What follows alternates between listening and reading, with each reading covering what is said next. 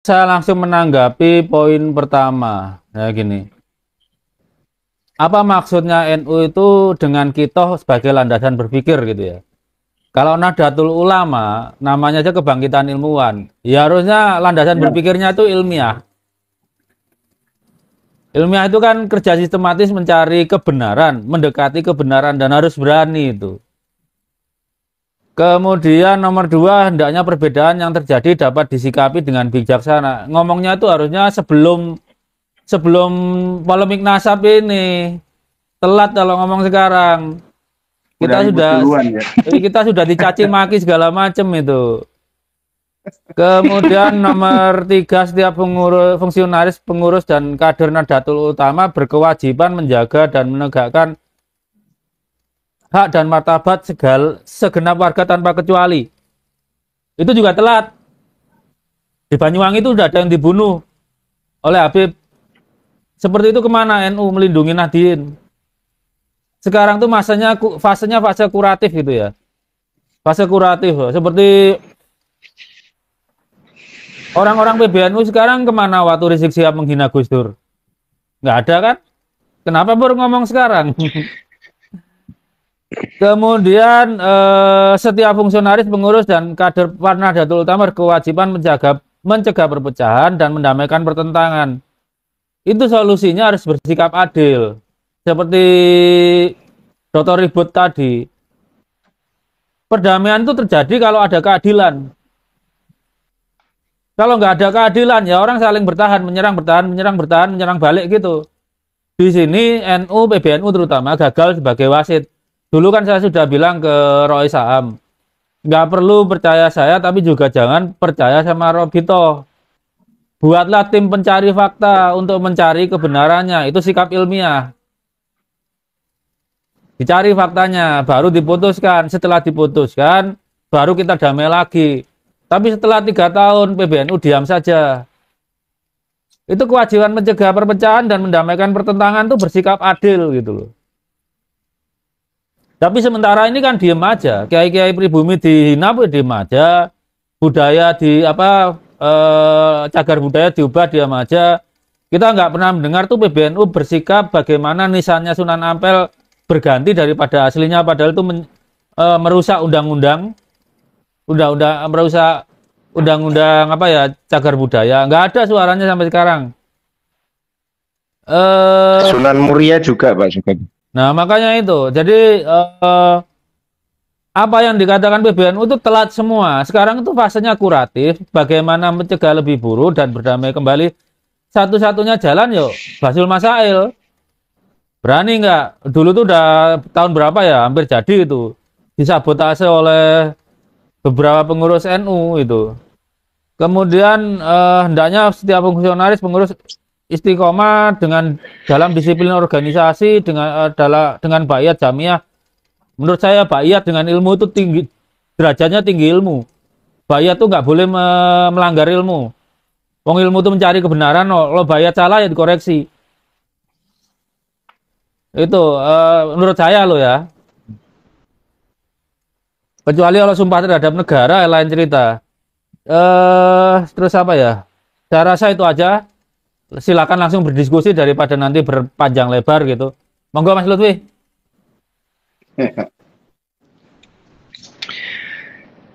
Baik, ini kalau pertanyaan dari pembaca sih belum banyak ini Pak Sugeng. Cuman memang kebetulan kan seharusnya malam ini itu kita tuh kehadiran salah satu sekjen PWILS. Cuman karena kebetulan beliau ada tugas mengajar sebagai dosen, jadi beliau tidak bisa hadir.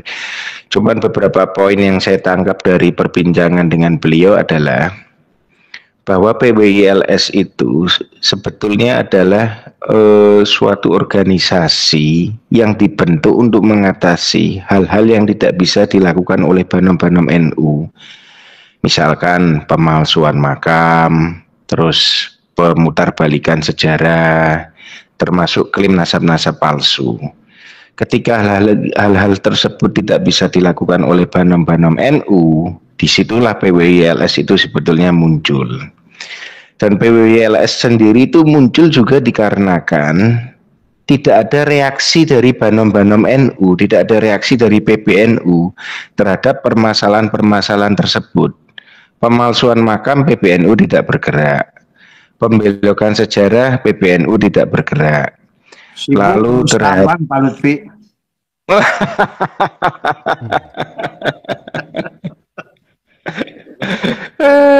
Lalu terhadap masalah nasab juga tidak bergerak. Terus terhadap kisah-kisah hurufat juga tidak bergerak. Cuman kalau dari poin kedua ini, poin kedua atau poin ketiga lah ini tadilah. Memang agak menyinggung masalah hurufat sepertinya sedikit disinggung di sini di poin ke berapa ini, 2 atau 3 ini. Poin ketiga ini. Tapi tidak menyebut organisasi. Dan langsung digeneralisasi kesalahan seseorang tidak boleh dijadikan dasar untuk mengobarkan pertentangan dan permusuhan antar kelompok. Cuman di poin keempat, PBNU ini langsung menyebut nama organisasi. Ya kalau menurut saya pribadi sebetulnya kurang etis ya, istilahnya belum ada dialog antara PWYLS dengan PBNU. Tapi kok PBNU bisa menyimpulkan bahwa PWYLS ini dibentuk untuk menjalankan permusuhan gini dulu. Kalau saya bilang sih ya paling tidak ada tabayun atau diskusi terlebih dahulu lah sebelum berani mengeluarkan statement seperti itu. Terus ya dari perbincangan saya kurang lebih di sekitar itu. Jadi sebetulnya PWYLS ini adalah reaksi karena PBNU tidak bereaksi terhadap beberapa hal yang dianggap penting oleh akar rumput. Nah, seharusnya menurut saya ketika akar rumput sedemikian banyaknya bergabung ke PWYLS, di Jawa Barat itu sudah hampir 70% Jawa Barat sudah ada PWYLS, Jawa Timur juga 70%, Jawa Tengah 80% lebih malahan itu sudah ada PWYLS. Saya kebetulan ketua Jabar Pak Lutfi. Iya, pas itu. Ketika banyak akar rumput yang bergabung dalam PWYLS, harusnya kan dipikir apakah akar rumput ini memang menghendaki perubahan, memang menghendaki solusi gitu kan. Bukan berarti solusinya malah dikerdilkan terlebih dahulu. Itu hasil perbincangan saya dengan Gus Ridwan. Mungkin apa saya itu pasti kenal lah, Sekjen PWYLS Jawa Timur, Gus Muhammad Ridwan itu. Tahu. Ya dari saya seperti itu Pak Sugeng. Silakan kalau ada yang mau menanggapi. Sebelumnya saya sebelum dianu ke ke Dr. Ribut dulu. Dari poin 1, 2, 3, 4, 5 itu saya rasa mendasarnya itu kayaknya ya kalau dari sisi PBNU itu menurut saya definisi ilmu yang mereka pakai itu kok kayaknya nggak up to date tuh Dr. Ribut. Jadi ilmu di PBNU definisi arkaik, sekedar pengetahuan, bukan kerja sistematis mendekati atau mencari kebenaran nih. Jadi kalau seperti poin kedua, serta tetap mengedepankan adab dan menjunjung tinggi ilmu pengetahuan serta ahli-ahlinya. Kalau sudah ngomong begini, mereka itu harusnya basul masail. Namanya ilmu itu kerja sistematik mencari atau mendekati kebenaran. Jadi bahasa surat instruksi ini bukan instruksi, ini bahasanya bahasa nyinyir ini. Nggak tegas gitu loh. Kalau sudah berani ngomong nomor 2, ya sudah kita basul masail. Literaturnya komprehensif. Kalau masalah nasab itu itu kan fenomena historis dan fenomena biologis. Lah sekarang kayaknya yang Ubaidillah aja dijadikan artikel Wikipedia aja nggak memenuhi syarat. Ya udah kita bahas, kita cepat selesaikan, kita damai lagi. Harusnya kan seperti itu. Makanya definisi ilmu di PBN itu definisi yang sudah fosil itu, definisi ilmu abad-abad pertengahan, zaman ya lebih tepatnya zaman Ottoman ya. Saya rasa kalau ilmu yang sekarang modern itu masih sama di kepalanya Ibnu Sina, sama di kepalanya Hasan Al-Haytham, di kepalanya Al-Khwarizmi. Mereka kan kerjanya sistematis dalam mencari kebenaran. Kalau ilmu di PBNU itu sekedar arkaik. pengetahuan atau skill aja, training skill gitu loh. Bukan sesuatu yang berkembang terus-menerus itu untuk mencari kebenaran. Monggo Dr. Ribut.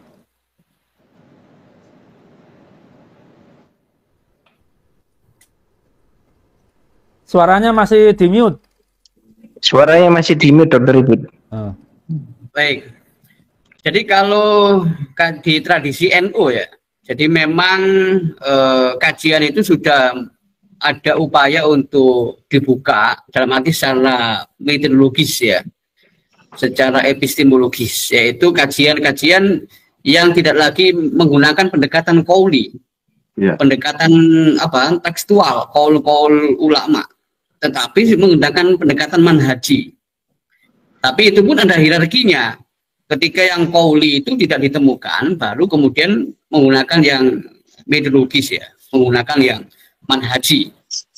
Nah, tapi dengan dengan adanya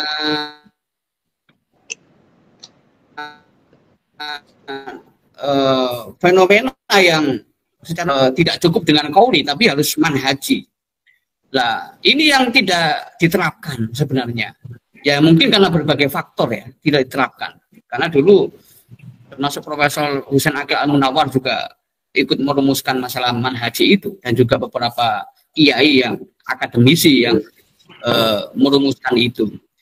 Nah, tapi ketika PBNU mengangkat nomenklatur ya atau platform fikih peradaban itu menjadi arah yang tidak sesuai dengan semangat manhaji itu. Ya, fikih itu kan partikular. Peradaban itu kan universal. Ya, yang menyangkut masalah ilmu, menyangkut masalah ekonomi, menyangkut masalah keadilan itu peradaban. Ya, sekarang kita dalam diskursus ekonomi sekarang kan sudah memasuki era ambisi ya. Era ambisi itu udah bukan lagi kapitalisme, sosialisme. Ya, semua itu sektor itu berambisi untuk mengalahkan, mendowngrade pihak lain.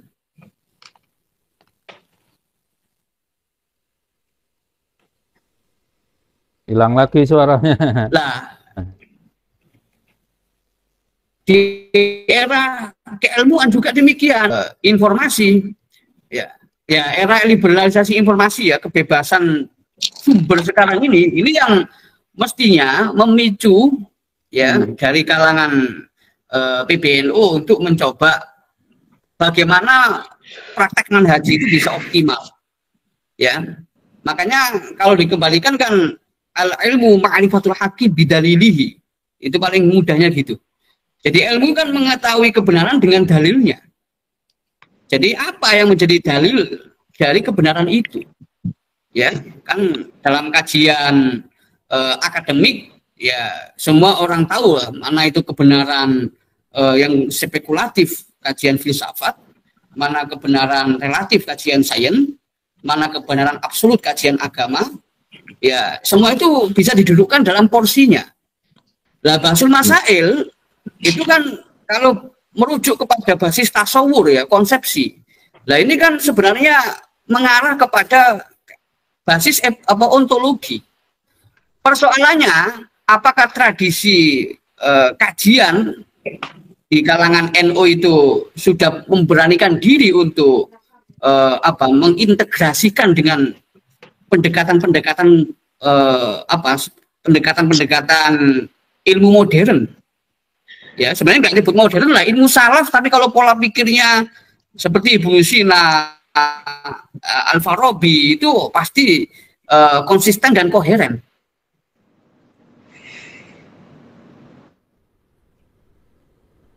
Suara terputus, Dr. Ribut. Jadi ini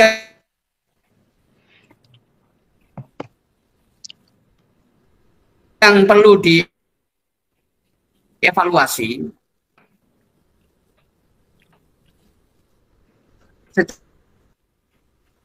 secara organisasi.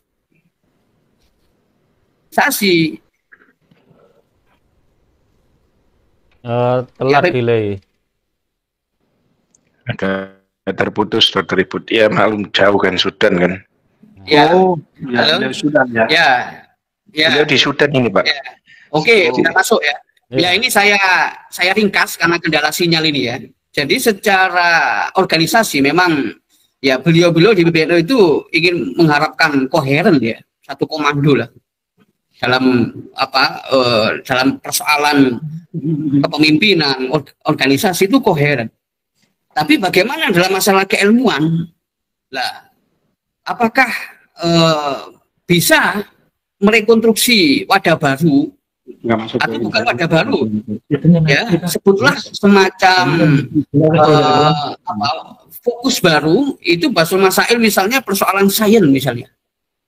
Loh, kita kan nggak kalah dengan Iran yang sudah masalah nuklir dan sebagainya itu.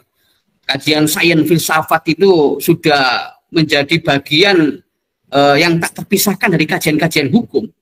Ya, jadi hukum taklifi, dimensi ilahiyah dan dimensi kemanusiaan itu betul-betul dipertemukan. Ya, itu dalam kajian-kajian Islam di negara di Iran, mungkin di Irak juga, dan juga di Bahrain, di Kuwait. Nah, ini yang saya harap adanya otokritik, yaitu koheren dan konsisten dalam masalah dinamika keilmuan, bukan hanya masalah organisasi. Ya, bukan masalah organisasi. Kemudian setelah itu menganggap bahwa polemik masalah nasab ini dan juga keberadaan PWILS itu adalah hikmah yang diturunkan oleh Allah. Ya, jadi kita ngambil sisi positifnya. Ya, yang diturunkan oleh Allah agar kita umat Islam di Nusantara ini ya biar bisa bisa katakanlah mengamalkan ilmunya Al-Ghazali dalam masalah kebenaran. Ya, itu kalau Al-Ghazali itu kan menerapkan namanya asyak al-manhaji. Ya. Imam Al-Ghazali itu menerapkan namanya asyak al-manhaji, yaitu keraguan metodologis. Bukan asyak al-mutlak, bukan. Karena kita sebagai umat beragama. Tapi setidaknya bisa diterapkan keraguan metodologis itu. Kalau memang ragu, kenapa tidak dikaji secara metodologis sehingga sampai kepada kebenaran yang memuaskan? Ya, nah ini perlu mengamalkan pendekatan ulama abad pertengahan, bukan sekedar mengambil produk pemikiran mereka, tapi bagaimana mengambil cara berpikir mereka. Nah, ini Pak Lutfi ya. Jadi ini saya persoalan masalah kajian itu harus memang kita jangan sampai Nahdlatul Ulama itu yang katakanlah secara usia dalam diskursus keilmuan lebih tua daripada kampus-kampus Islam di Nusantara atau bahkan ya di negara-negara lain, ya haruslah diskursus keilmuan ini juga berkembang, ya juga berkembang, tidak rigid dan tidak spiritualis pada turos, tetapi menyikapi turos secara kritis dan metodologis. Nah itu dari saya Pak Lutfi. Mungkin akan ditanggapi oleh Seto atau Dr. Sugeng ya. Ya, barangkali sebenarnya Abad sebagai pengurus daripada PWILS ya, apalagi Abad kenal orang-orang yang luar biasa di PWILS. Rasa-rasanya dengan menyebutkan seolah-olah PWILS adalah sebuah organisasi terlarang ya. Padahal betul kata Dr. Ribut, ini anugerah dari Allah. Harusnya adalah, walaupun adalah PWILS bukan banom daripada PBNU, kalau seandainya PBNU itu adalah sedikit terbuka saja, dan mau sedikit saja membuka pintu adalah untuk ada Basul Masail, sebetulnya persoalan ini sudah selesai dari awal. Maka sebenarnya apa yang dikatakan Dr. Sugeng, yang berkaitan dengan segala apa yang dilakukan sebenarnya sudah hampir malas membahasnya sekarang, karena kita sudah kritisi adalah Romo Mitaul Ahyar, Gus Yahya semua. Ini kelihatannya memang, tetapi begitu Abah sudah masuk di struktur, sekarang sudah tidak berani lagi. Inilah kadang-kadang budaya di NU. Budaya di NU itu adalah kadang-kadang pada saat kita sudah ada pada struktur, ada budaya ewuh pakewuh. Inilah memang terkadang budaya yang baik, tetapi sebenarnya harusnya adalah juga boleh saja anak itu adalah menegur ayahnya tadi semua. Karena contoh itu sudah pernah terjadi dalam Al-Quran. Dalam surat Luqman begitu indah Allah menjelaskan. Kita boleh menolak ibu kita, bapak kita. Selama barangkali bukan berarti mereka adalah tidak baik ya. Apalagi Abah ini sebagai korban ya. Dan Abah itu nyata. Makanya Abah juga ingin mengkritisi BIRIN, Badan Riset. Yang sementara ini adalah hampir tiada kerjanya juga. Ini kelihatannya merupakan simbiosis entah parasitisme ya, yang masing-masing sudah punya peran masing-masing, yang kadang-kadang memang membuat lelah gitu kan. Bayangkan ada saya udah hampir 12-20 tahun adalah menjadikan sapi perahan daripada Pak Alwi, dan sudah kita podcastkan dengan Bang Haji Roma dan dengan ini, bahwa sesungguhnya bahwa persoalan nasab ini bukan lagi menjaga tradisi lama yang baik dan kemudian adalah mengambil hal baru yang lebih baik, karena sekarang ini banyak hal baru yang lebih buruk yang sesungguhnya, dan ada hal baru yang ditawarkan adalah PWI yang lebih baik, bahkan tidak mau didengar tadi semua. Tetapi inilah yang barangkali yang kalau membicarakan tentang PBNU, memang kalau Abah sendiri sekarang sudah bersabar, dalam arti ya tunggu saja sampai habis masanya. Tetapi sing penting kedepannya ini adalah kita harus pikirkan, karena peradaban ini sudah mulai terbuka ini ke depan. Maka tidak bisa lagi kita ini adalah hanya husnudon dalam segala perkara. Maka ketika Islam Nusantara akan ketinggalan. Bahkan salah satu lokomotifnya harusnya adalah dari PBNU. Maka nanti lembaga Basul Masail itu harus betul-betul dihidupkan. Baik di tingkat PB maupun di tingkat PW, di tingkat PC. Bahwa semua persoalan-persoalan itu harus didiskusikan.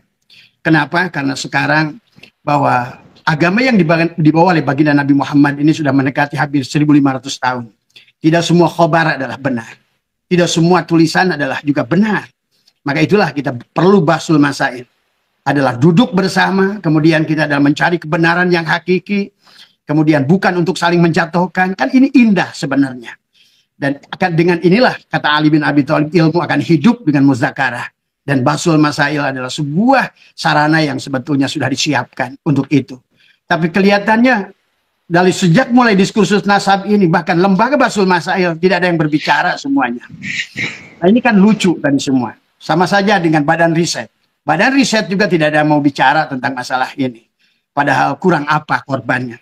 Bukan lagi menjaga peradaban, menjaga tradisi lama yang baik. Tapi sesungguhnya tradisi lama itu sudah sekarang ini najis, mustakmal. Nah inilah yang harusnya kita kritisi ulang. Dan kita tidak boleh diam untuk hal ini. Barangkali itu saja Pak dari Abah dari semua ya. Yang jelas Abah sebagai ketua WLS Jawa Barat, apalagi Jawa Barat, Abah merasakan sendiri.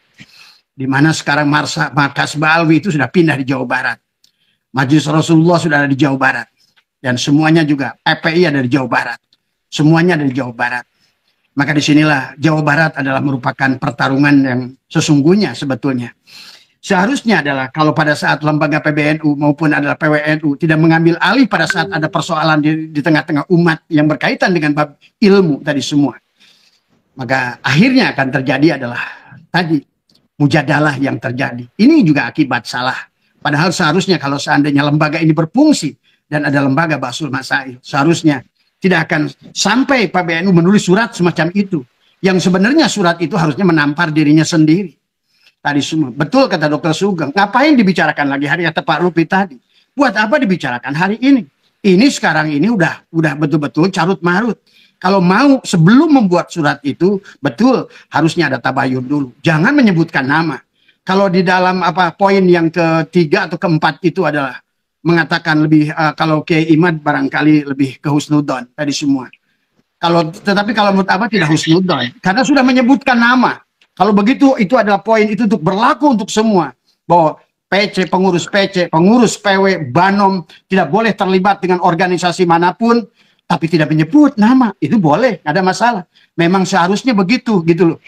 Tetapi kemudian sebaiknya yang berfungsi itu, kalau yang bertugas bicara kayak lembaga Basul Masail itu yang memiliki wewenang untuk melakukan verifikasi, tidak bicara, akhirnya semua orang bisa bicara. Jadi kalau seandainya banyak orang yang berbicara, bahkan kadang-kadang adalah tadi, ketidaksabaran seorang anak pada ayahnya, dengan mengambil hujah Al-Quran, kita pun boleh, pada saat sudah melihat ayah kita sudah tidak baik lagi, sudah melihat membela yang salah, pada saat ayah kita barangkali pandangannya dia lahir 80 tahun yang lalu, hari ini sudah berbeda. Pandangan 80 tahun yang lalu di bawah hari ini, tentu.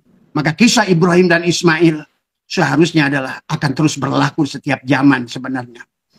Maka tidak bisa kayak sekarang kita mendidik anak kita. Weh, nak, apa yang saya tahu adalah dari ibu kita dulu 80 tahun yang lalu. Nggak bisa lagi hari ini. Inilah yang harus dipahami juga oleh romo-romo kita di PBNU. Jangan paksakan apa yang sudah dipahaminya pada saat beliau akil balik sampai hari ini, kemudian tidak mau berubah. Inilah kesalahan. Akhirnya mengorbankan generasi-generasi muda yang intelektualnya berjalan. Kayak ulama, kayak Dr. Sugeng itu ulama kalau mau tabah. Tadi semua ya, siapapun mereka yang memiliki manfaat adalah bidang keilmuan dan bisa dipertanggungjawabkan secara ilmiah, ya tadi semua adalah. Atau barangkali silakan, sisi ilmiah, ayo temukan titik temu. Mereka silakan menggunakan dalil seperti kata Dr. Ribut. Dalil silakan, gunakan dalil. Memang kita butuh dalil. Tapi hari ini kembali, Bung, Abah sudah menemukan banyak kitab yang sudah terjadi juga pembelokan. Tidak semua dalil itu adalah walaupun kita bukan syudon, tetapi adalah tidak setiap khobar adalah benar tadi semua ya. Dan walaupun kadang-kadang sudah ditulis dengan kitab kuning, itu yang dibahas oleh Kiai Nur Ihya tentang sebuah kitab khurafat yang dibahas oleh Habib Alwi. Maaf, bahkan memegang toket perempuan itu adalah syafaat. Itu kan ditulis dalam bahasa Arab itu semua. Nah, orang kita adalah kalau begitu melihat tulisan Arab, apalagi kuning, apalagi gundul, wah itu mutlak itu, gitu loh. Nah, ini juga pandangan ini yang barangkali harus kita rubah juga hari ini. Tidak semua yang kuning itu adalah sebuah kebenaran. Karena itulah mereka sudah cerdas, Senokor Gronyo aja udah ngerti bagaimana membuat waktu dia adalah merevisi Sirajul Talibin. Itu kan sengaja dibuat di dalam kertas kuning. Dan dia udah ngomong sama si Panderplas, orang Indonesia itu orang Islam, kiai-kiainya itu begitu lihat kuning, gundul, udah kebenaran mutlak. Udah itulah. Nah itulah makanya barangkali bukan berarti juga adalah tidak yang kuning itu jelek. Artinya bahwa sekarang adalah merupakan zaman era Gen Z yang mana nalar akal itu harus digunakan. Bukan kita adalah menjadi mutajilah yang hanya menggunakan akal, tetapi akal adalah bagaimana mengontrol dalil dengan rasa. Tadi semua kalau mutabah itu saja barangkali Pak Lutfi. Terima kasih. Assalamualaikum warahmatullahi wabarakatuh.